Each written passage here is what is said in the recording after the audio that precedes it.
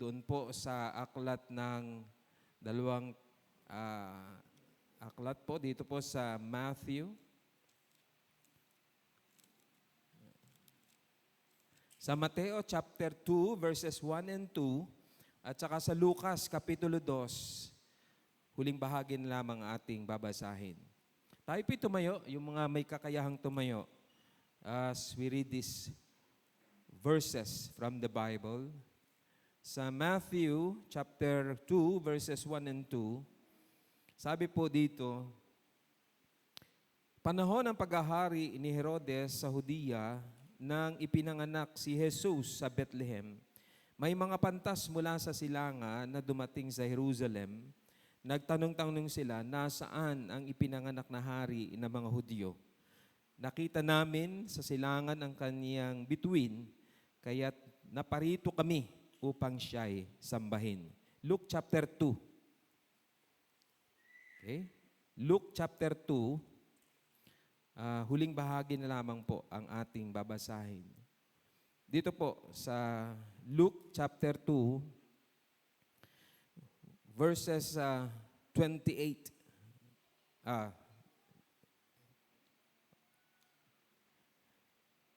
Hangga pong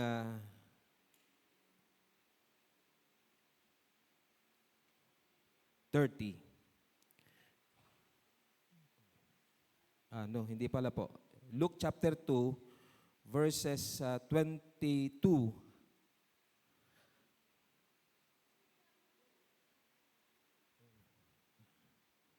Ay, sorry po. Sa 19 and 20 pala. Hindi ko salanan ng salmen.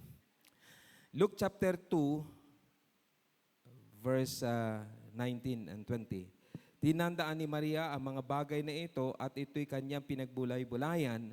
Umalis ang mga pastol na nagpupuri sa Diyos at nagpapahayag ng kanyang kadakilaan dahil sa lahat ng narinig nila at nakita ayon sa sinabi sa kanila ng anghel. Tayo po'y manalangin. Makapangyarihang Diyos, aming Ama, salamat po sa oras na ito, sa inyo pong napakadakilang ginawa sa amin. At kami ngayon ay naririto para kayo po ay itaas, kayo po ay aming purihin ng malaya. Salamat po, O Diyos, sa inyong mensahe na inihanda upang kami ay inyo nga pong katagpuin, upang kami ay inyong pagpalain. Maraming salamat. Sa inyo po ang papuri sa pangalan ni Jesus. Amen at amen. Kayo po'y makakaupo na. Ang paksa na nais ko pong ibahagi sa inyo ay noong unang Pasko. Noong unang Pasko. Alam naman natin mga kapatid na kapag sinabing Pasko, ito ay tungkol sa pagsilang ng ating Panginoong Hesukristo. Ang Diyos ay nagkatawang tao. Inabot ho tayo. Pagbibigay ng dakilang regalong walang kapantay. Sapagkat ang pinakamahalaga ng langit ay ang bugtong na anak. Hindi po mansyon. Hindi po ang mga ginto. Hindi po yun. Ang pinakamahalaga ng langit ay ang bugtong na anak. Pero ibinigay ng Ama. At lagi kong binabanggit at sinasabi, yes, ang Panginoong Jesus ay nangaral. Binigay niya yung kanyang wisdom. Siya po ay nagpakain ng libo-libo. 5 tinapay ba naman at 2 isda. Pinadami niya yan. Pinakain ng Hudyo, pinakain ng Hintil. May 5,000 na lalaki, may 4,000. Yung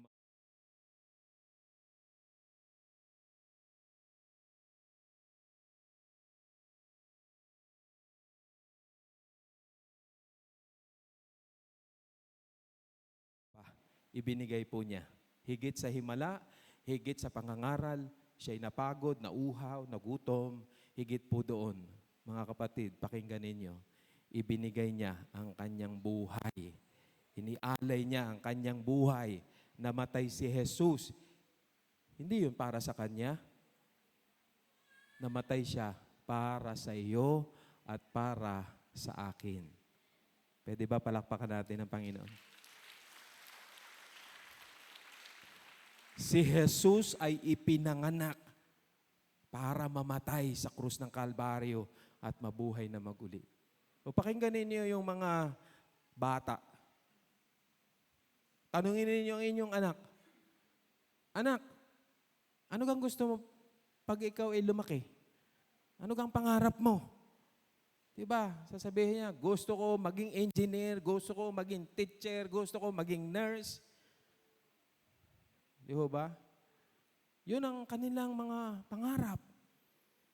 Gusto ko makapunta sa ibang bansa. Gusto ko yumaman. Ako. Sino ka nang aayaw doon?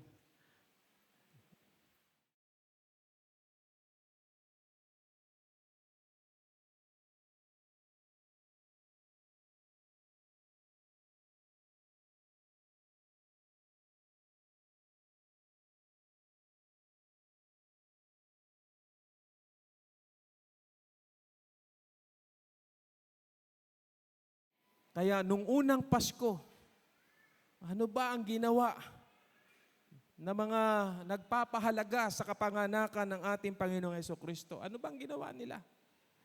Kaya nung unang Pasko,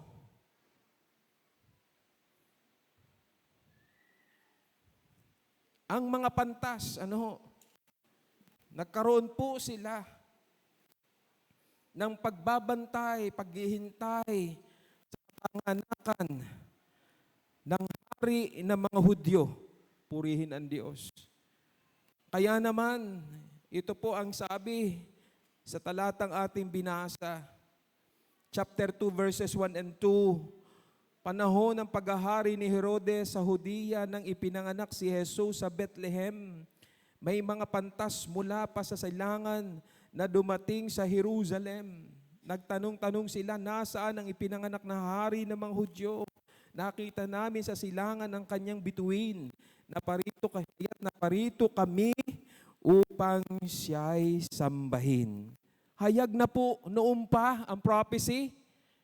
700 taon bago ang kaganapan sa panahon ni Isaiah. 500 taon mahigit sa panahon ni Mikas. Kaya naman, sabi nga ni Herodes, tinipon yung mga bihasa sa kautusan at tinanong ko, ano ba ang propesiya? Kaya sinabi po nitong mga nag-aaral ng kautusan na sa Bethlehem Ephrata to confirm na ipinanganak ang hari ng mga Hudyo.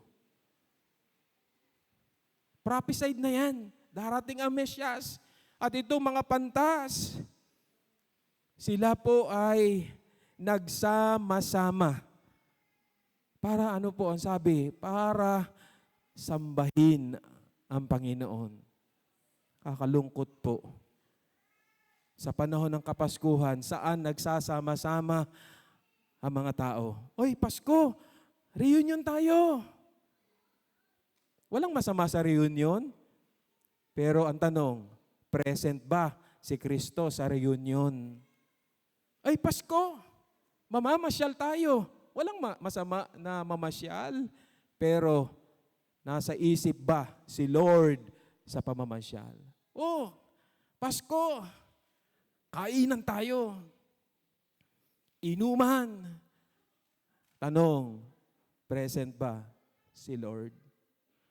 Alam ninyo, in-expose ng Panginoon ang motive ng mga tao yung sumusunod sa Kanya. Sabi ng Panginoon, kaya lang naman kayo naririto para makakita ng mga himala. At ang iba sa inyo, kaya lang naririto, sumusunod sa akin dahil nakakakain ng tinapay. Tinitingnan nila ang Panginoon para sa kapakinabangan laang nila. Pero alam niyo ang mga alagad, nung tinawag, si Pedro, yung mga alagad, sumunod ka sa akin. Iniwan ang lambat, iniwan nila at sumunod sa Panginoon. Si Sakeo, ganun din. Give up niya ang pandaraya at sumunod sa Panginoon. Si Matthew, ganyan din. Mga kapatid, hallelujah. Itong mga pantas na ito, ang sabi doon mula sa silangan. Sa pag-aaral po, alam po ba ninyo, ito'y mga Persian elders. Kaya ko po hinuhubad, ay blurred Kare-reading. Kaya pagka ganyan, ay para ding hindi nakasalmin. Reading glass. Alam po ninyo, Persian elders po ito galing Babylon. Itong mga pantas, wala sinabi, 3 haring mago. Wala po. Mga pantas yung sinabi. Alam ninyo, Persian elders from Babylon. Alam niyo sa Bible, pagka sinabi, ang pag-aari niya ay libo-libong kamelyo, libo-libong asno. Anong ibig sabihin nun? Maraming sasakyan. So sa panahon ngayon, goro, daming sasakyan. May Toyota, may Honda, may ano pa? Basta marami sasakyan. Yon, parang ganon. Pagka sinabi, si Job, libo-libo ang kamelyo, libo-libo ang asno. Maraming sasakyan. Kasi noon, ang means ng transportation, hayop ang ginagamit. Wala naman train noon eh. Walang train, walang jet, walang eroplano. Wala po. Ngayon, mabilis mo mag-travel. No. Pag ikaw ay sumakay na eroplano, tumulog ka, 2 oras, narinig na ako saan kayang bansa? 2 oras laang. Hindi pa ako. Singapore. Pag ikay tumulog, lumipas ang 12 oras, pagmulat mo, ay narinig na ako 2 oras ng biyahe. Sa Pilipinas uli, dahil stranded. Ito po, Persian elders from Babylon. Ang means ng transportation ay hayop, sinasakyan. Kaya hindi nakapagtaka. Ang layo po, ito po ang layo. 800 miles. 1,288 kilometers. So, kung i-average mo na 20 miles per day, 32 kilometers, aabutin ho yan, humigit kumulang sa 40 days na paglalakbay. Think about it. Only to worship the newborn King. Glory to God. 40 days maglalakbay para sumamba sa ipinanganak na hari. Sino po din na naglakbay ng 3 araw? Makarating lang din eh. Wala. Sipin ninyo, hindi para sila ay makakakuha, para pagpalain. Ang katunayan, sila po ang may dalang regalo. Sila po ang may dalang regalo. Gold, mira, yan. 3 klase ng regalo ang dala niya. At nung katuwaan nila, nung makita nila, sila po'y nagpatira pa at lumuhod sa ating Panginoon. Nagsama-sama sila para po sa layunin na sumamba sa Panginoon. Sana ngayong Pasko, kung tayo man ay magsasama-sama, hindi para lamang sa pansarili natin na kagalakan at kasiyahan. Kasi po, tama po nakalagay dito, Christ is the center of Christmas. Si Jesus ang dahilan, si Jesus ang kahulugan ng Kapaskuhan. Kung wala pong nasilang na tagapagligtas, wala pong Pasko. Salamat, si Jesus ay isinilang, namatay sa krus, nabuhay na maguli, umakyat sa langit. At ito ang pangako, pakinggan ninyo, ang lahat ng sumampalataya sa Kanya, hindi mapapahamak, kundi magkaroon ng buhay na walang hanggan. Purihin ang Diyos. Hallelujah! Yan, pagsasama-sama, ito, mga pantas, nagsama-sama kahit malayo. 40 araw na paglalakbay para sadyain. Ganon ka-espesyal sa kanila ang ating Panginoon para sambahin ang Panginoon. Kaso minsan nga, merong mga immature na mga mananampalataya, baka kasi simba, ako yung malaki ang pangangailangan. Baka si simba, talagang gusto ko ng kagalingan. Bakit kasi simba? Marami silang dahilang pansarili. Walang masama na hangarin mo na ikay gumaling. Wala pong masama doon. Walang masama na ikaw ay pumunta sa gawain para ipagpalain. Walang masama doon. Pero may higit pang mabuti kaysa roon. Kasi bago ka pumunta sa bahay-sambahan, namatay na si Jesus sa krus ng Kalbaryo at nabuhay na maguli. Ibig sabihin, nung nanampalataya ka, pinagpala ka na. Hello, mga kapatid. Pinagpala ka na? Yan sabi po ng Panginoon, anong pakinabangin mo, makamtan mo ang buong kayamanan ng mundo. Hallelujah. Kahit na anong makamtan mo ang buong kayamanan ng mundo. Kung ikaw na ang mayroong pinakamalapad ng lupa sa balat ng lupa, kung may balat man ng lupa,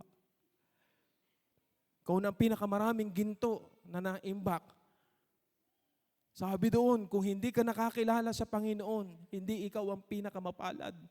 Hindi ikaw ang pinakamayaman. Alam po niyo, ang pinakamayaman ay yung may Kristo sa puso. Dahil ang may Kristo sa puso, may buhay na walang hanggan. Sapagkat ang sabi ng banal na kasulatan, ang pinananahanan ni Jesus ay may buhay na walang hanggan. Wala nito ang hindi pinananahanan ng anak ng Diyos. Si Kristo, walang katumbas na halaga. Alam po ninyo, ang buhay na walang hanggan ay binigay sa atin. Libre po yan. Sabi mo sa iyong katabi, libre. Pero may bumili. Ang bumili niyan, ang nagbayad niyan, si Jesus. Ang kanyang dugo na nabuho sa bundok ng Kalbaryo. Kaya kung ikay mananampalataya, mag-alala ka sapagkat meron kang kayamanang hindi kayang pantayan ng mundo na ito. Ng kayamanan ng mundo. Hindi kaya sapagkat ang halaga po nito ay buhay ng ating Panginoong Hesukristo. Kaya ngayong Pasko, dito tayo nagsama-sama para purihin ang Diyos. Kung meron kayo pang mga binabalak na pagsasama-sama, huwag niyong kakalimutan dahil Pasko, si Kristo ang ating sentro. Amen? Hallelujah. Pagsasama-sama. Pangalawa, pagsasama-sama, pangalawa ay pagpapasalamat. Kahit nga po yung mga pantas, nagsama-sama po sila. Dito po sa Matthew 1:21, ano po ang ginawa nitong mga pantas nung makita ang kanilang hinahanap?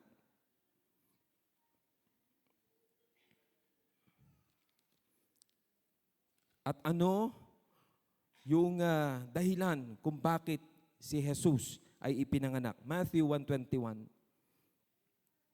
Magsisilang siya ng isang batang lalaki at Jesus ang ipapangalan mo sa sanggol sapagkat ililigtas niya ang kanyang bayan sa kanilang mga kasalanan. Tingnan po ninyo. Sabi po sa Matthew 2, verse 10, ito po yung nadama ng mga pantas.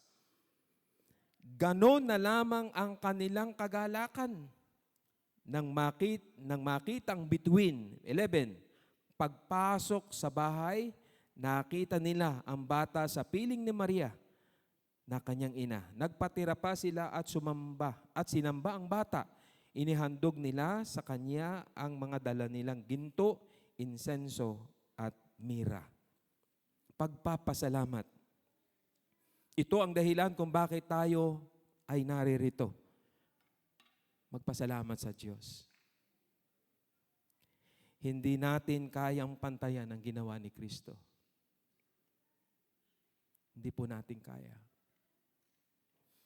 Ang kanyang pag-ibig po ay unconditional. Agape love. Ang ating pag-ibig, madalas, conditional. Mahal kita dahil. Pero iba ang kay Lord.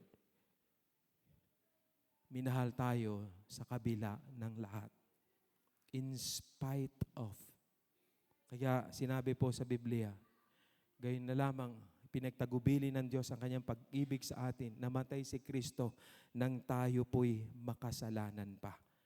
Alam niyo yung talata na binanggit, isinilang ngayon ang tagapagligtas. Magalak, isinilang ang tagapagligtas. Kaya nga ipinangalan sa kanya ay Jesus eh. Ang ibig sabihin, Savior. Applied yan kasi may ililigtas. Ang salvation, ang ibig sabihin, deliverance from physical danger. Applied ang salvation kapag may panganib. Tama po? May panganib. Applied ang salvation kapag may threat, may panganib. May tagapagligtas. Sinong ililigtas? Yung makasalanan, ang sabi, for the wage of sin is death. Ang kabayaran ng kasalanan ay kamatayan. Tayo po ang recipient. Tayo po ang makasalanan. Tayo po ang ililigtas. Hindi natin kayang iligtas ang ating sarili. May dumating na mayroong kakayahan na mapagtagumpayan ang kasalanan at ang kamatayan. Lagi ko pong ipinapaalala sa pangangaral, mula pa noon after the fall, walang sino mang nakapagtagumpay sa kasalanan. Walang makapagsabi na hindi siya nagkasala kailanman. Kahit pinakamatalino, kahit pinakamayaman, all have sinned. Lahat ay nagkasala. At kung nagkasala, mapapahamak sapagkat ang Diyos ay makatarungan. Ano naghihintay sa atin? Kapamakan. Kahit sino pang reliyoso, matuwid sa kanyang sarili, sinabi, all have sinned and come short to the glory of God. I mean. Pangalawa, mula noon hanggang ngayon, may nakapagtagumpay po ba sa kamatayan? Kahit magplano siya, ang aking kakainin na meron akong mga doktor, espesyalista, titingin ng aking ganito, ganyan. Kahit planuhin niya, mabubuhay ako ng 100 taon. Ngayon lang pinaplano, mabuhay na 100 taon. Pero nung panahong una, sa panahon ni Metusalem at ni Adan, 100 taon, teenager pa. Opo. Sipin ninyo, 100 years old ay teenager. Kasi namamatay noon, 930, 969. Ang pinakamatandang namatay ay si Metusela, 969 nung mamatay. Katagal ang buhay. Ang daming pagbe-birthday yun. Aba, 969. Ay dito, kung patataasin ko, may 100 taon na hugad din na eh. Pataas ng kamay, yung 100 years old, yung teenager noon. Ay wala. Kasi sabi ng Bible, ang buhay ay singkad na 70, minsan umaabot ng 80. Kaya pag 80 ka, kasama ka sa minsan, salamat sa Diyos, may kasama tayong 90. Pero iilan ang 90, ang 90 years old. Tama? Oh, uminom ng maraming tubig. Kumain ng pansit sa birthday, sabi nila, para hindi mamatay. Kumain ng gulay, sabi ng bata, kumain naman tayo ng hindi na tayo mamatay. May nagtagumpay ba sa kamatayan mula noon? Pinakamatalino, pinakamarunong, pinakamayaman. Napigilan ba yan? Wala.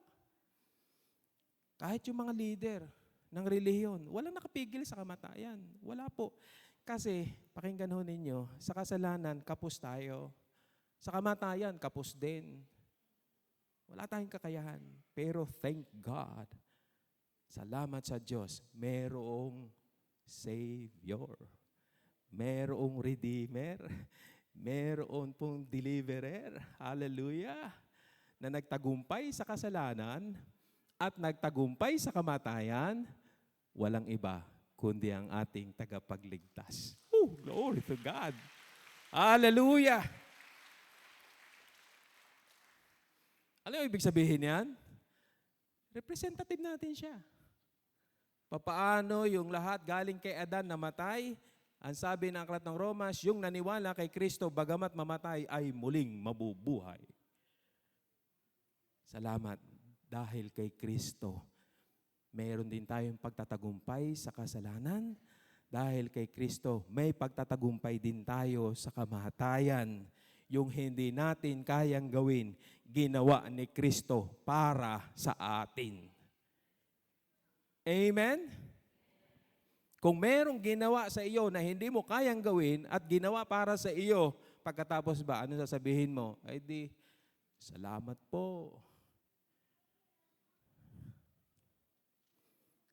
Ako po ay namangha sa commitment ni Paul na itinuring ang sarili sa masama sa lahat ng pinakamasama.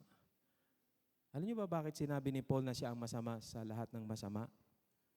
Dahil ang pinapakulong niya, ang ipinapapatay niya noon, hindi pa nakakakilala sa Panginoon, ay mga mananampalataya. Akala niya sa pagsunod sa kautusan, napapapurihan niya ang Diyos. Pero hindi. Dahil sa kanyang masugid na pagsunod sa kautusan, nasasaktan pala niya ang puso ng Diyos, ang puso ng Panginoon. Pero nung siya po'y nakakilala sa Lord, lalo niyang minahal ang Panginoon at lalo minahal niya ang iglesia ng Panginoon na dati pinapapatay, pinakukulong, in love siya sa mga kapatiran. Ano nangyari? Sabi ni Paul, ngayon, ako ay bond servant ng Panginoon. Pag sinabing bond servant, pwede na mapalaya bilang alipin. Pero dahil nadama ang pagmamahal, nag-decide siya, magpapabutas ng tenga, lalagyan ng hikaw, at dinideklara niya, kahit na ako'y pwede nang umalis sa sambahayan, pero dahil naranasan ko ang pag-ibig ng aking amo, gusto kong manatili na sa bahay ng aking amo at gusto ko siyang paglingkuran habang ako'y nabubuhay. Hindi dahil sa obligasyon, kundi dahil sa naranasan niyang pagmamalasakit, pag-ibig ng kanyang amo. Ano sinasabi ni Lord, ni Paul kay Lord? Bondservant mo na ako, Panginoon. Bakit pinili ni Paul na siya ay maging bondservant? Alam niyo kung bakit? Sabi sa Romans 12, dahil sa masaganang biyaya, dahil sa masaganang kagandahang loob ng Diyos, kaya inialay ang buhay kay Kristo. Pagka nadama mo yung masaganang habag ng Diyos, pagka naranasan mo yung masaganang biyaya ng Panginoon sa iyong buhay, magiging kagalakan sa iyo, hindi obligasyon, magiging kagalakan mo ng iyong buhay ialay sa Kanya. Hindi ka magrereklamo. Ano man ang sitwasyon, hindi ka magrereklamo, hindi ka malulungkot. Bakit? Kasi inialay ni Jesus ang buhay para sa iyo at kasama mo ang Panginoon at ikaw ay lubos na pinagpala na ng ating dakilang Diyos. Bondservant tayo dahil naranasan natin lahat ng mga sumampalataya ang masaganang biyaya ng Panginoon. Lahat ng tumanggap sa Panginoon at nanampalataya magsabi ng Amen. Alam po ninyo, yung katotohanan yan, ipinapahayag sa atin, iniligtas Kanya. Walang ibang tagapagligtas. Hindi po anghel, hindi po apostles. Walang sino man ay binigay sa silong ng langit. Walang pangalang ibinigay sa silong ng langit na sukat nating ikaligtas. Ang pangalan lamang ng ating Panginoong Jesus. Siya lamang. Kaya kung merong pasasalamatan, dadakilain sa kaligtasang ipinagkaloob, ang Diyos ang ating tagapagligtas. Amen po? Siya po ang Kristo. Ibig sabihin niyan, pinahiran. Siya po ang ating Panginoong Jesus. Ibig sabihin, tagapagligtas. Siya po ang Emmanuel. Ibig sabihin, kasama natin ang Diyos. Take a look. Ito pong Luke chapter 4, 17 to 21. Bilang pong pinahiran, ito po yung ginawa ni Kristo sa ating lahat. Chapter 4, verse 17 to 21. At ibinigay sa kanyang aklat ni Propeta Isaias, binuksan niya ito sa dakong kinasusulatan ng ganito, ang Espiritu ng Panginoon ay sumasa akin, sapagkat hinirang niya ako upang ipangaral sa mga mahihirap ang magandang balita. Isinugo niya ako upang ipahayag sa mga bihag na sila'y lalaya, sa mga bulag na sila'y makakakita, Sinugo ako upang palayain ang mga inaapi at ipahayag ang panahon ng pagliligtas ng Panginoon. Inirolyo niya ang kasulatan, isinauli sa tagapag-ingat at siya'y naupo. Nakatitig sa kanya ang lahat ng nasa sinagoga. Verse 21, at sinabi niya sa kanila, ang kasulatang ito na inyong narinig ay natupad ngayon. Natupad po ito sa ating Panginoon. Dati we were spiritually blind. Di natin alam ang katotohanan. Pero salamat, ang katotohanan na nagpalaya sa atin mula sa salita ng Diyos. Amen po. Dati tayo po ay bihag, saan patungo sa kamatayan, pero pinalaya at binigyan ng buhay na walang hanggan. Let the poor say that I am rich. Bakit? Dahil sa ginawa ng ating Panginoong Hesukristo. Ito po'y natupad ngayon. Sabi, salamat, may nagpalaya sa atin. Kaya tayo po ay nagsasama-sama sa lugar na ito, sa layunin, pasalamatan ang ating tagapagligtas. Last but not least, sabi doon, pagsamba. Chapter 2, verse 2 and 11 ng Matthew. Matthew, chapter 2, verse 2 and 11. Pagsasama-sama, yung unang Pasko ay pagsasama-sama, pagpapasalamat, at ang huli ay pagsamba. Ang sabi, nagtanong-tanong sila, nasaan ang ipinanganak na hari ng mga Hudyo? Nakita namin sa silangan ang kanyang bituin, kaya naparito kami upang siya'y, sabi doon, upang siya'y sambahin. At ito nga po ang nangyari sa verse 11, pagpasok sa bahay, nakita nila ang bata sa piling ni Maria na kanyang ina. Nagpatira pa sila at sinamba ang bata. Inihandog din nila sa kanya ang dala nilang ginto, insenso, at mira. Purihin ang Panginoon. Ang mga pantas, talaga sila'y sumamba na may pag-ibig. Bakit po? Ang kanilang pagsamba, ang kanilang pag-ibig ay buong lakas, buong puso, buong pag-iisip, buong kaluluwa. Buong kakayahan. Mga kapatid, pagsambang hindi lang sa labi. Salamat, isinilang ang tagapagligtas. Mula sa silangan, mula sa malayo, hindi ganon. Kundi talagang nag-exert sila ng effort. Pumunta talaga sila sa ating Panginoong Hesus. Buong lakas. Pagsamba na di lang po sa awit. Pagsamba na mayroon pagpapakumbaba. Sa iba pong pag-aaral, ito po'y mga kingmakers. Pero nung makita nila ang Panginoon, sanggol, sila po'y nagpatira pa. Tandaan po ninyo ito, hindi ka pwedeng sumamba na nagmamataas. Hindi po. Lahat ng sumasamba dapat magpakababa at kilalaning merong pinakamataas. Walang iba kundi ang Panginoon. Hindi tayo sasamba na kinukumpara ang ating sarili sa iba. Lord, salamat po, ako'y naririto. Hindi ako katulad na Ray. Hindi ako katulad nung nasa amin. Ay, ako'y naririn eh. Tingnan niyo, ako'y behis na behis. Kagaling ko, Lord, how? Hindi ganon. Pag ika'y sumamba, ikaw talaga ay yuyuko sa Panginoon. Ang iyong puso ay nakayuko sa Panginoon. Mga kapatid, subukan mong ikumpara ang iyong sarili kay Lord. Makikita mo, magpapakababa ka na laang. Kasi walang pinakamataas, walang pinakamagaling, kundi ang ating Panginoon.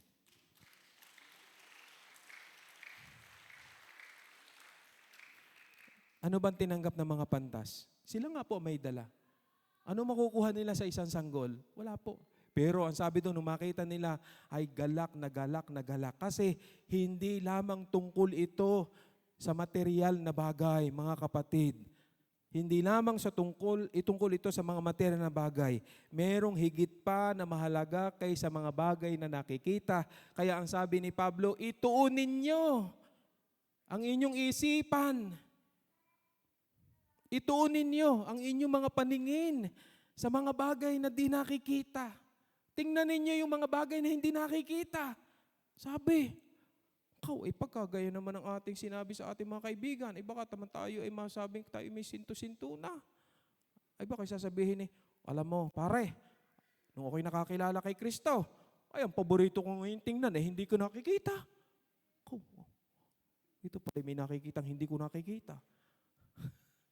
Pero yung mga malalago sa pananampalataya, nagkakaunawaan na nagkakaintindihan ng mga bagay na di nakikita, na inirereserba, inilalaan ng Panginoon, ay mga pagpapalang ibibigay sa mga tapat na sumusunod sa Kanya. Oh, glory to God! Higit pa sa ating pong napag-aralan, higit pa sa iyong kaalaman, lampas na higit pa ang inilaan ng Diyos sa mga mananampalataya na tapat na naglilingkod sa Kanya. You cannot outgive God. Hindi mo maunahan si Lord sa pagbibigay. Mga kapatid, yun na lamang pong kaligtasan, yan po ay malaking blessing na sapagkat yan ay biyayang hindi mo pinagtrabahuhan and yet meron ka. Hindi karapat-dapat and yet nagkaroon tayo. And that's grace. Pero hindi doon natatapos ang pagpapala ng Panginoon sa atin. Nang mamatay siya sa krus ng Kalbaryo, nang tayo sumampalataya sa Kanya, hindi ka lamang niya iniligtas. Alam po ba ninyo, yung mga naglilingkod sa Panginoon ng tapat, bibigyan ng reward. Glory to God. Masaya po ba kayo pag sinabing reward? Sinabi ko po, ang mga tapat na naglilingkod sa Panginoon, bibigyan ng gantimpala. Glory. Tindi, Kaya nga si Pablo, nung malapit ng mamamatay, sabi niya, natapos na ang takbuhin, naging tapat sa pananampalataya. At ngayon, sabi niya, ang Panginoong Hesus, makatarungang hukom na siyang magpuputong sa akin ng korona ng pagtatagumpay. May kaligtasan na, may gantimpala pa. Higit pa sa ating inaasahan. Kaya pag naglingkod kay Lord, hindi ka lugi. Hindi nasasayang ang buhay kapag inialay mo ito sa Panginoon. Yung mga kaibigan sa labas, yung hindi nakakakilala sa Panginoon, sasabihin sa iyo, nagsayang ka ng oras, nagsayang ka ng pera, nagsayang ka ng panahon. Pero sasabihin ko ito sa inyo ngayon, sa mata ng Panginoon, ikaw ay matalino. Sa mata ng hindi nakakakilala sa Diyos, mangmang ka. Pero mas maigi na sabihing matalino ng pinakamatalino, ng pinakamarunong, ng pinakaomnisyente at makapangyarihan sa lahat. Dahil ang paglilingkod sa Panginoon ay walang kalugihan. Masarap maglingkod sa Panginoon na mayroong pagsamba. Kaya sa kalagitnaan ito, sa ating pagtitipong ito, mga kapatid, tayo po ay naririto sa isang layunin.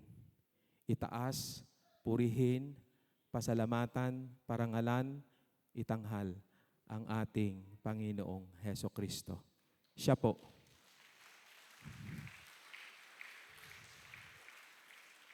Kung hindi siya ang dahilan kung bakit ka naririto, sayang ang iyong pagparito.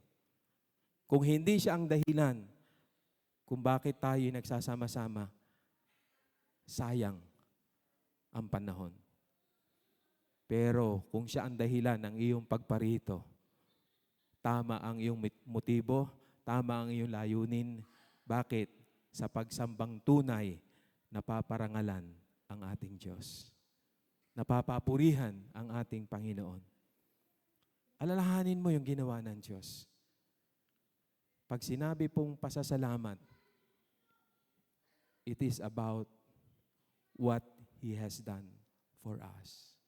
Pakinggan po ninyo ito.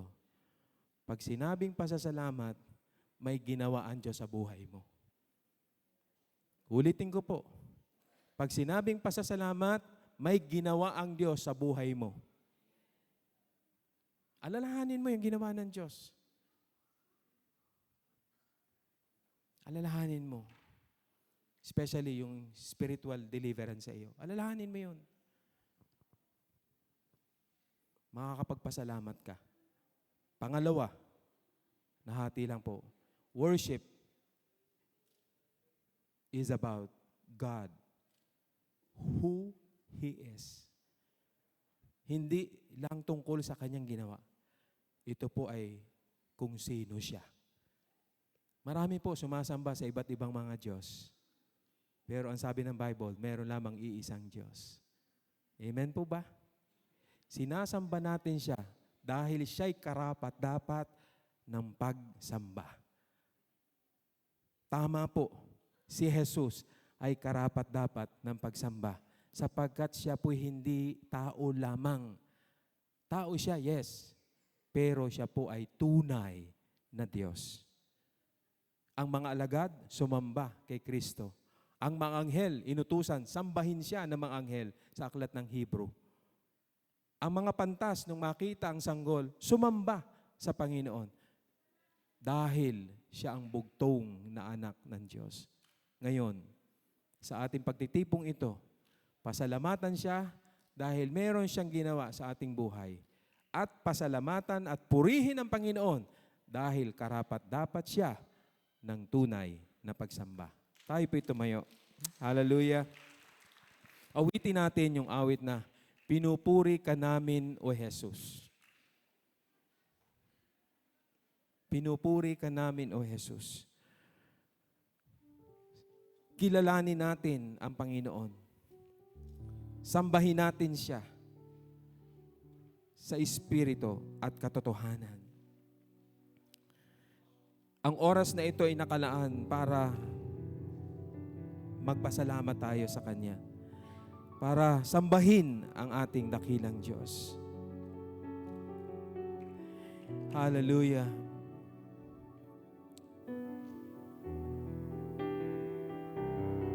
Hallelujah, Jesus. Hallelujah.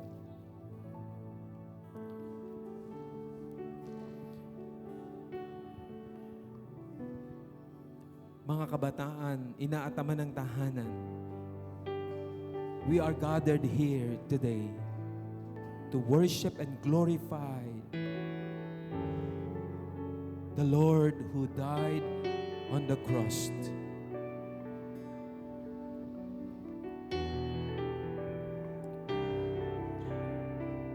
And rose from the grave. Puri ka namin, O Jesus. Itinataas. Salamat po, Panginoon, sa iyong sakripisyo. Salamat po sa dakilang regalo ng buhay na iyong inialay para sa amin. Hindi ka nag-atubili. Binigay mo ang iyong buhay sa krus upang kami ay maligtas. Thank you, Jesus. Puri ka namin, O Jesus. Huwag tayong aalis mula sa lugar na ito na hindi nakapagpasalamat, nakasambang tunay sa ating Panginoon. Siya ang tunay na kahulugan ng Pasko. Itaas siya sa ating mga buhay. Itaas sa ating mga puso, mga kapatid. Hantanging ngalan mo luluwalhatiin, walhatiin, dadakilain, sasambahin lagi ang ngalan mo, luluwalhatiin, luluwalhatiin, dadakilain, sasambahin lagi ang ngalan mo. Bakit? Sapagkat dakila ang iyong pagmamahal, sapagkat dakila ang iyong katapatan, dakila ang iyong katapatan. Luluwalhatiin, luwalhatiin, dadakilain, sasambahin lagi ang luluwalhatiin, luluwalhatiin, dadakilain, sasambahin lagi ang sapagkat, sabay-sabay tayo, sapagkat dakila ang iyong pagmamahal. Oh, glory! Sapagkat dakila ang iyong katapatan, katapatan. Luluwalhatiin for the last time. Oh, glory! Glory! sasambahin Lagi ang ngalan mo.